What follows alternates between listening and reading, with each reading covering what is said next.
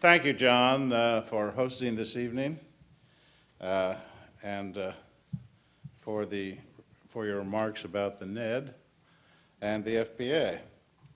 And good evening to you, ladies and gentlemen. It's a particular pleasure for me as a member of the boards of the Foreign Policy Association, the NED, and the Hurford Foundation to welcome you to the 11th annual John B. Hurford Memorial Lecture of the FPA.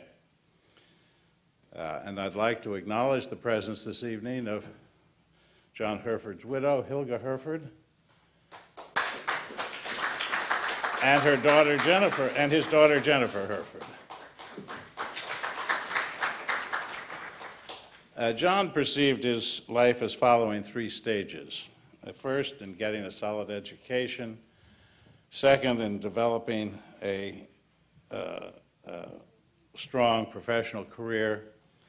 And third, contributing to those causes he believed in most strongly.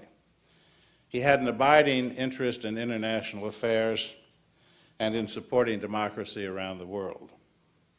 He was active in both the FPA and the NED, and together with tonight's speaker, Carl Gershman, he played an important role in conceptualizing the world movement for democracy, which brings together leading democracy activists throughout the world in a biennial assembly devoted to democracy support.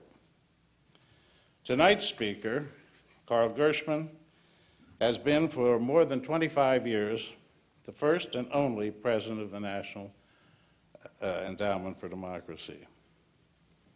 As a member of the NED board, it has been my great privilege to have observed his work at close hand for the past 9 years, during which I have seen a devoted democracy advocate work tirelessly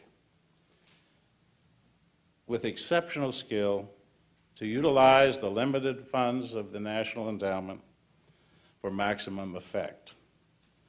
He has assembled a highly skilled staff that annually meticulously vets more than 1,000 annual grant applications. And 1 year ago, shortly after the uprising in Tahrir Square in Cairo, Carl gave the 10th annual Hurford Lecture, also held here at NYU at the Bradimus Center. His topic at that time was Democracy's New Moment, a forward strategy for advancing freedom in the world. The title of his talk tonight suggests that he may have rethought some of his prior conclusions, and we look forward to hearing the new conclusions, perhaps. Following Carl's formal remarks, he's agreed to a question and answer session, and a reception will follow at the conclusion of the question and answers.